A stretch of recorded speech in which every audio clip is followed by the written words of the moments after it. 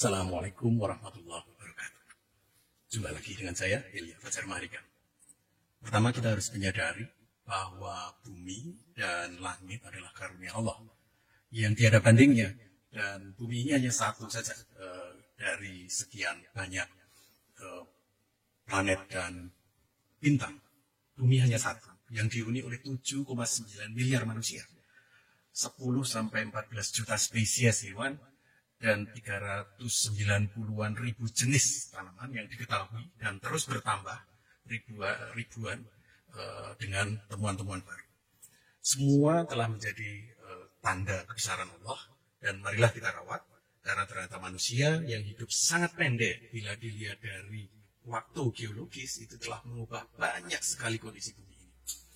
Dalam modul ini kita akan membagi menjadi dua bagian besar. Yang pertama adalah tentang pemahaman tentang urban, dan kemudian yang kedua adalah tentang rural dan landscape. Dalam bagian pertama ini saya, Ilya, yang akan menyampaikan, dan kemudian bagian kedua nanti ada Pak Iftironi yang akan menyampaikan.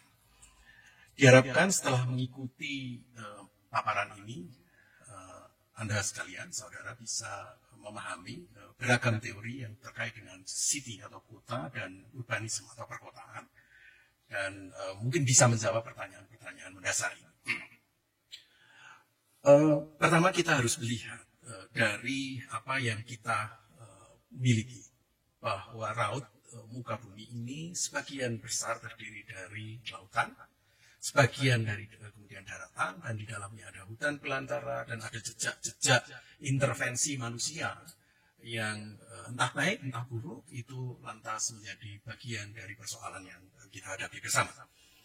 Ini sebuah potongan dari Google di daerah Kalimantan.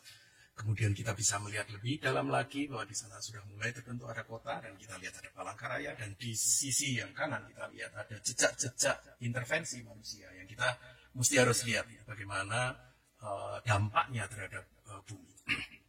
Kemudian kita dekati lagi bahwa ternyata kota Palangkaraya itu berdekatan sekali dengan meander sungai yang sangat sudah otomatis jauh lebih tua dari kehadiran Palangkaraya itu, dan akan tetapi kehadiran Palangkaraya bagaimanapun juga mempunyai dampak yang sangat besar terhadap sungai itu. Lebih dekat lagi bahwa kota ini didiami oleh sekian banyak orang, dan secara garis besar didefinisikan sebagai wilayah yang mempunyai jumlah penduduk tertentu, yang ini nanti akan sangat berbeda antara satu kota dengan kota yang lain, satu negara dengan negara yang lain, karena antara proporsi antara jumlah penduduk dan wilayahnya itu yang akan menentukan definisi dari kota itu sendiri. Kita juga melihat bahwa dunia, planet ini hanya sebagian kecil saja yang berupa daratan, dan sekitar 29% berupa daratan, dan itu pun sudah kemudian akan dikurangi dengan Greenland yang sangat besar, ada negara-negara tertentu yang sangat besar, dan kemudian baru negara-negara lain yang berimpitan di wilayah daratan yang sempit ini. Tapi jangan dikira bahwa yang sempit ini tidak menimbulkan dampak yang besar untuk planet bumi. Nah, ini yang terjadi 50-an tahun terakhir, bahwa pertumbuhan kota itu menjadi sangat cepat dan menjadikan planet ini stres begitu, sehingga muncul ekspresinya dalam bentuk bencana-bencana yang sekarang ini kita dapatkan sehari-hari di dalam kegiatan, di dalam kehidupan bumi. Tadi sudah saya contohkan bahwa definisi kota itu bisa bermacam-macam. Misalnya, kalau di Argentina itu 2.000 orang yang berkumpul di satu lokasi sudah dikatakan sebagai kota. Swedia 200 orang dengan jarak di antara mereka yang tidak lebih dari 200 meter itu sudah dianggap sebagai sebuah kota. Tapi Jepang mendefinisikan kota itu minimal 50.000 orang dengan 60% atau lebih permukimannya itu ada di build up area atau di daerah terbangun, dan 60% dari manusia yang ada di situ mendapatkan mata pencahariannya di luar pertanian. Artinya yang berkaitan dengan perkotaan, misalnya manufacturing atau perdagangan. Sehingga inilah yang dikatakan sebagai Jepang. Artinya apa? Menjadi sangat berbeda-beda antara satu negara dengan negara yang lain dalam mendefinisikan kota. Anda perlu memahami bagaimana negara Anda, misalnya Indonesia, mendefinisikan kota ini. Nah, pada intinya kota kalau diterjemahkan dalam bahasa Inggris adalah city. Dan di dalam dunia perkotaan ini ada istilah urban yang kalau dilihat dari sisi leksikal, maka ini berkaitan dengan kota dan manusia yang ada di dalamnya. Nah, Anda juga perlu memahami bagaimana hukum yang ada di Indonesia mendefinisikan tentang kota, tentang perkotaan, dan seterusnya. Ini adalah sebuah gambaran tentang kota. Mungkin kita bisa melihat ini sebagai foto sebuah kota, tapi ternyata tidak. Ini adalah model sebuah kota. Jadi gambaran saja dari sebuah kota. Dan banyak sekali cara menggambarkan kota, mulai dari membuat stories, membuat cerita, sejarah itu sendiri adalah upaya mendeskripsikan tentang kota, fragmen-fragmen atau mungkin film, foto-foto, media sosial saat ini, grafiti pun bisa memberikan gambaran terhadap kota.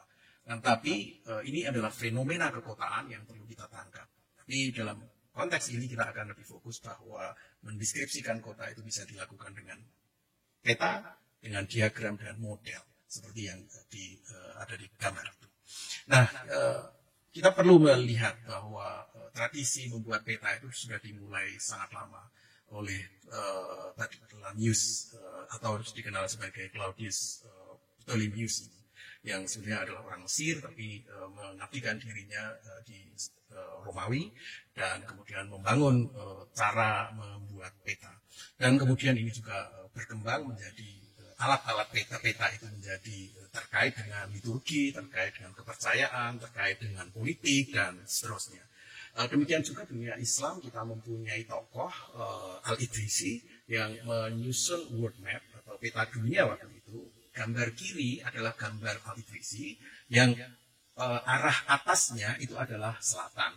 Karena beliau barangkali lebih melihat dominasi dari dunia yang ada di selatan, karena yang utara masih belum tidak terlalu kelihatan detailnya, sehingga dia mengorientasikan itu ke selatan. Sehingga kalau dibalik menjadi gambarnya bisa dikatakan akurat, bisa menggambarkan area-area yang selama ini sudah ada, Laut Tengah misalnya, Afrika, dan seterusnya. Berikutnya, peta juga bisa berupa diagram. Jadi gambar Tenochtitlan ini bukan peta dalam arti akurasi, akan tetapi sebuah representasi tentang ide di mana letak raja dan di mana letak wilayah perkebunan dan seterusnya. Jadi bukan menggambarkan akurasi, akan tetapi gagasan tentang mikrokosmos ataupun makrokosmos. Tentu semakin modern, akurasi menjadi semakin kuat, dan di peta Berlin ini menunjukkan bahwa area yang terbangun di Berlin dan area sekelilingnya yang tampak menjadi sangat dominan, bagaimana merahnya yang kawasan terbangun ini berkembang ke mana-mana. Teknologi terbaru, pemetaan berkembang menjadi Geographical Information System atau GIS, yang di situ ada layers of information yang semakin lama semakin banyak dan bisa dikembangkan sesuai dengan konteks maupun sesuai dengan karakteristik wilayah masing-masing tanpa kehilangan universalitasnya, keuniversalan, sehingga bisa dipakai oleh banyak pihak. Berikutnya adalah gambaran peta yang dibuat oleh Gian Battista Noli, ini orang Romawi, yang memberikan gambaran solid void, mana yang bangunan dan mana yang ruang terbuka. Dan di dalam gambar ini tampak ada wilayah-wilayah atau bagian-bagian tertentu di dalam Romawi ini yang sebetulnya adalah interior sebuah bangunan, yang misalnya bangunan publik, akan tetapi lantas digambar interiornya untuk memberikan gambaran bahwa ada keterkaitan antara interior dengan eksterior. Saya kira ini adalah menjadi cikal bakal dan alat yang sangat powerful, yang sangat kemudian dipakai di mana saja untuk urban design. Ada bagian lain dari urban design yang nanti akan dikembangkan oleh dosen yang lain. Nah, bagaimana kota itu terbentuk? Kita melihat bahwa di awal perjalanan manusia adalah perkembangan dari komunitas manusia yang dianggap nomaden. Ada dua teori besar yang paling tidak sekarang ini berkembang. Yang pertama adalah out of Africa, yang manusia awal itu berkembang dari Afrika dan kemudian melakukan migrasi. Dan di dalam migrasi itu mereka menjadi hunters and gatherers atau pemburu dan peramu. Dan kemudian karena ada transformasi yang luar biasa, mereka bisa menemukan tanaman-tanaman tertentu. Dalam hal ini adalah rumput yang namanya padi dan gandum, yang lantas ternyata itu bisa ditanam dan menghasilkan siklus panen, yang menghasilkan ada surplus di dalam wilayah tertentu. Artinya nomads ini tidak lagi perlu berburu dan meramu, tapi mereka kemudian menetap.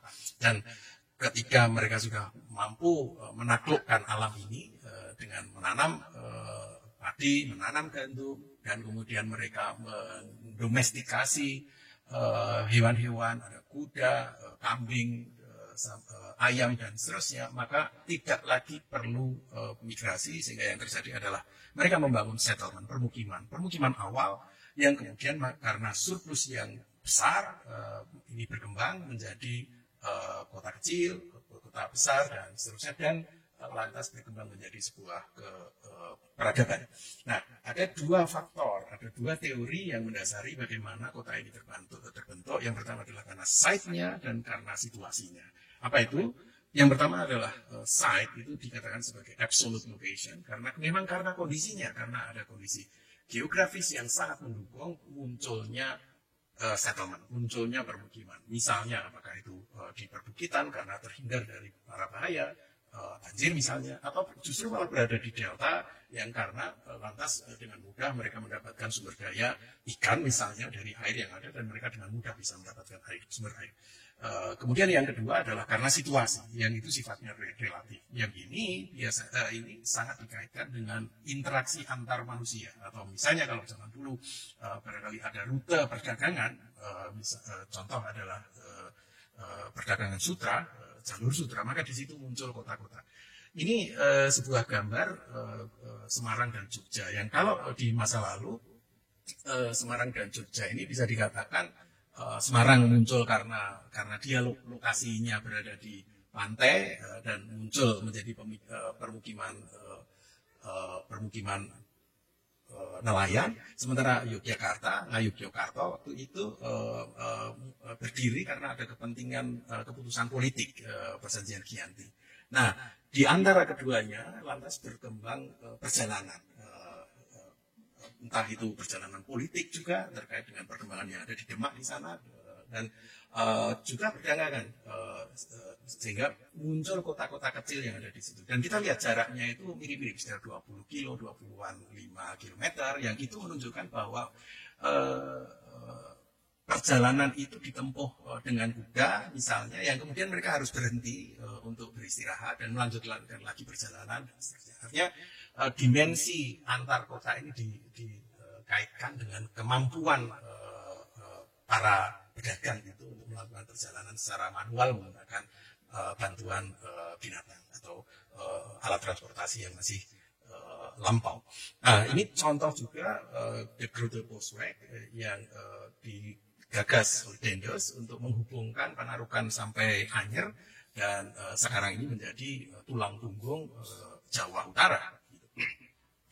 Nah, di mana tempat-tempat perkembangan early civilization ini ada percaya ada 5 area ini. Tapi kita bisa melihat ini perkembangan terbaru dengan teknologi LiDAR. Ternyata di Amerika Selatan itu ada kebudayaan Maya yang luas sekali dan baru saja ditemukan, yang kita lantas perlu menambahkannya. Dan seluruh perjalanan yang ada yang terkait dengan proses percampuran antar budaya itu juga menjadi penting.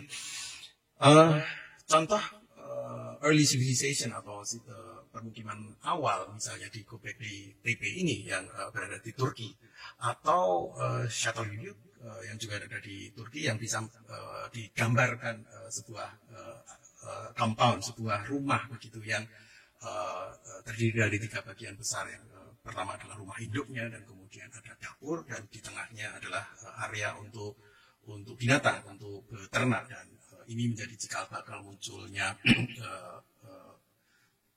ruang dalam yang terbuka, atau menjadi ada square dalam atau inner court yang ada di dalam rumah. Ini di Indus, di daerah sekarang namanya India. Kemudian kita juga perlu melihat bagaimana Mekah Al-Mukarramah itu berkembang dari mungkin permukiman kecil, waktu itu didirikan oleh Ibrahim beserta istrinya dan Hajar dan Nabi Ismail, dan kemudian di dalam tradisi Islam berkembang menjadi permukiman karena ada sumur Zam-Zam dan seterusnya. Tapi memang masih ada perdebatan sebetulnya di Mekah ini dulu seperti apa, karena tidak ada bukti sejarah yang dalam tradisi keilmiahan dianggap diperlukan, ya, bukti artefak fisik begitu, karena menganggap tradisi oral itu belum bisa dikatakan sebagai bukti otentik gitu. Tapi kita perlu tahu bahwa tradisi oral itu mestinya juga harus diperhatikan, karena barangkali karena orang Arab yang tradisinya memang tradisi oral tidak terlalu mementingkan aspek fisik begitu. Ini gambaran bagaimana panorama Mekah di tahun 1800-an dan bagaimana kondisi lokasi yang ada dengan kondisi sekelilingnya, jadi kita bisa lebih memahami bagaimana interaksi antara Mekah dengan wilayah sekelilingnya. Nah, ini Mekah sekarang. Nah, bagaimana model kota-kota modern? Mari kita lihat dari gagasan yang masih bisa dikatakan sebagai utopian. Kita saudara juga mungkin perlu bisa melihat bagaimana gagasan utopian city di masa lalu dan kemudian berkembang menjadi model-model seperti Garden City model ini. Nah, atau kemudian yang lebih baru lagi yang dikatakan sebagai concentric zone model yang dikembangkan oleh Burgers, dan kemudian dikoreksi, disesuaikan dengan kondisi waktu itu yang dikembangkan oleh Homer Hoyt, sehingga dikatakan Hoyt model atau sektor model, yang basisnya adalah sektor. Dan tentu saja ini adalah perkembangan teori perkotaan sejak awal abad ini, yang kemudian berkembang menjadi postmodern, yang digambarkan oleh seorang anak kecil kelas 5 SD bahwa kota postmodern ini adalah kota yang tersegregasi, didominasi oleh jalan, didominasi oleh kriminalitas, sehingga yang menjadi dominan adalah police department. Ini paling tidak gambaran seorang anak kecil tentang kota yang ada di Amerika. Nah, bagaimana kita mendefinisikan kota dan perkotaan? Ada banyak teori, dan kita lihat dari buku yang paling tua bisa dikatakan begitu, Codex und 10 Books of Architecture, Vitruvius abad pertama. Kemudian ada juga Alberti, ini sudah melompat menjadi abad ke-15. Kemudian saya memunculkan juga Ibn Khaldun, Muqaddimah, yang dipercaya bahwa tulisan beliau sebetulnya merupakan rujukan awal untuk sosiologi perkotaan gitu, dan karena di situ ada satu terminologi yang namanya umran yang lantas menjadi indikasi adanya proses mulai dari permukiman kecil sampai ke menjadi sebuah imperium dan kemudian bisa hilang lagi. Nah, ada banyak juga Ideal City dari Helen Rosenau ini, sehingga yang bercerita banyak bentuk Ideal City. Anda mesti nanti mengeksplorasi sendiri Ideal City itu seperti apa. Kemudian tadi saya sudah menyinggung Garden City of Tomorrow, dan kemudian ada juga pengembangan dari ide Garden City ini oleh Le Corbusier yang jauh lebih modern. Kita juga bisa mengenal bagaimana Louis Mumford mendefinisikan sejarah kota, buku Jane Jacobs yang sangat berpengaruh tentang sosiologi perkotaan, dan juga bagaimana shapers of urban form ini atau faktor-faktor yang mempengaruhi bentuk morfologi kota. Nah, kita nanti akan spesifik ke arah morfologi ini. Nah, ini contoh juga buku yang sangat menarik dari Gordon Gulen ini tentang townscape, bagaimana kota itu merupakan bisa dibentuk dan atau diekspresi menjadi bagian dari ekspresi perjalanan, bagaimana tubuh manusia yang berada di dalam wilayah kota, dan di situ terjadi interaksi. Buku yang bagus juga adalah Kevin Lynch, The Image of the City, yang menggambarkan ide, mengabstraksi ide sehingga kota itu bisa jelas menjadi imageability of the city, atau menjadi konsep yang lantas bisa didesain. Nah, ini menjadi bagian dari proses urban design nanti. Nah, buku-buku baru seperti Dictionary of Urbanism, saya kira kalian teman-teman bisa mengeksplorasi, karena ada banyak sekali kosakata yang diperkenalkan baik oleh Robert Cohen ini maupun yang ecological urbanism yang sudah berfokus pada aspek ekologi. Nah, untuk aspek ekologi ini saya kira ada buku-buku baru juga yang saya nature driven urbanism, dan ada satu hal ruralism yang sangat menarik. Barangkali ini bisa juga dikatakan sebagai anti city, tapi barangkali bukan itu maksudnya. Dan terakhir ini buku saya ya, berjudul Ruralisme, yang merupakan mungkin bukan penjelasan tapi interpretasi bebas terhadap buku Muqaddimahnya Ibnu Khaldun dalam konteks Indonesiaan. Nah, lantas bagaimana kita mendeskripsikan bentuk dari sebuah kota dan perkotaan? Nah, ini kita masuk ke teori urban morfologi. Kita dapat gambar misalnya seperti ini, adalah gambar yang ada sebuah program desain plan, city plan di China. Yang kita kenal lantas bagaimana kita membayangkan bentuk kota ini. Nah, di sini ada 4 level. Yang pertama adalah kita mengenali urban tissue-nya, lembarannya, yang ini merupakan konfigurasi jalan-jalan. Kemudian di dalamnya itu ada plot atau blok. Kemudian di dalamnya itu muncul lagi peta-peta kepemilikan orang. Dan di dalamnya lagi akan muncul bangunan-bangunan. Nah, set inilah yang lantas membentuk morfologi kota. Ini juga yang lantas dikatakan sebagai elemen dari kota. Dan tentu saja ada elemen yang lebih detail di dalamnya. Sampai ke signpost dan lain-lain, itu juga elemen. Bahkan manusia pun menjadi bagian dari elemen. Alat transportasi itu juga bagian dari elemen perkotaan. Hanya saja dalam konteks morfologi kita melihat yang fix, yang menetap, yang bisa digambarkan dalam 4 level ini. Nah, ini gambaran diagramatis dari morfologi tadi, bahwa mulai dari material, kemudian berbentuk struktur, kemudian menjadi rooms yang jadi rumah atau buildings, kemudian di situ ada coupling atau plots, kemudian dari plot-plot yang banyak itu jadi blok, kemudian dari blok dengan jalan-jalan menjadi urban tissue. Dan di situ ada hal yang solid, kemudian ada juga yang void, ada yang private external space, ada yang rute jalan dan seterusnya, yang itu adalah area-area yang void. Jadi ini gambaran morfologi awal. Dan di dalam morfologi itu kemudian kita perlu memahami karakternya. Oh, area ini dominan permukiman. Oh, area ini dominan ruang hijau. Oh, ini area ini dominan waterscape. Maka inilah yang dikatakan sebagai karakterisasi.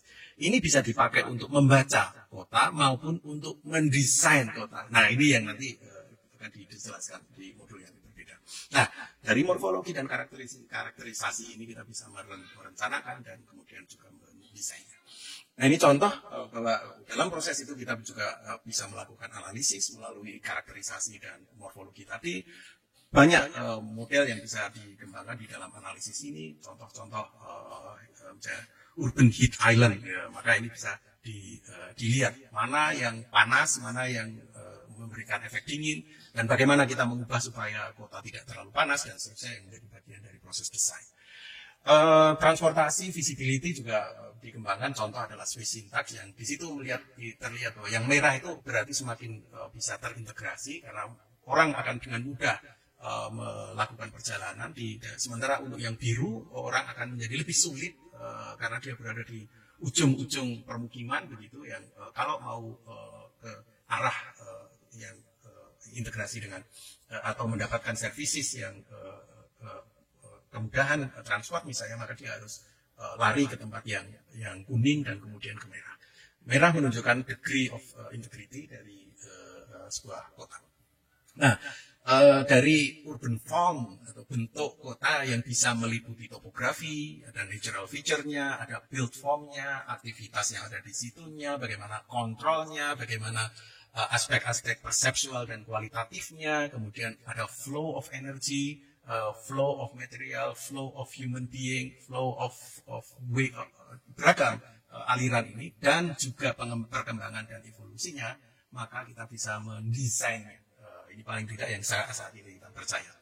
Nah, terakhir bahwa kita sudah mendiskusikan ada kota itu bagaimana dia terbentuk, bagaimana kota itu dideskripsikan bentuknya, bagaimana definisinya, dan bagaimana morfologinya.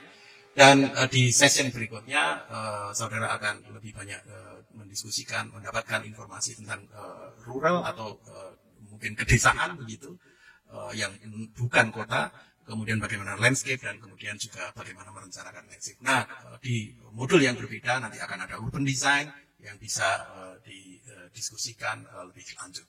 Terakhir, sebelum saya akhiri, barangkali ada pertanyaan-pertanyaan yang perlu kalian, teman-teman, eksplorasi lebih lanjut. Misalnya, bagaimana elemen kota itu didefinisikan? Bagaimana dengan urban design? Bagaimana urban planning? Apa itu namanya urban space? Apa itu tren di dalam new urbanism, tren baru? Bagaimana, kenalkah kalian dengan para urbanis? Saya kira itu yang perlu PR-PR yang masih harus dikembangkan melalui bacaan yang bisa dicari dari beragam sumber. Saya kira terima kasih, itu adalah gambaran besar terhadap teori kota dan perkotaan yang menjadi bagian dari pengembangan pemahaman tentang perkotaan dan permukiman atau mata kuliah housing and urbanism. Terima kasih. Assalamualaikum warahmatullahi wabarakatuh.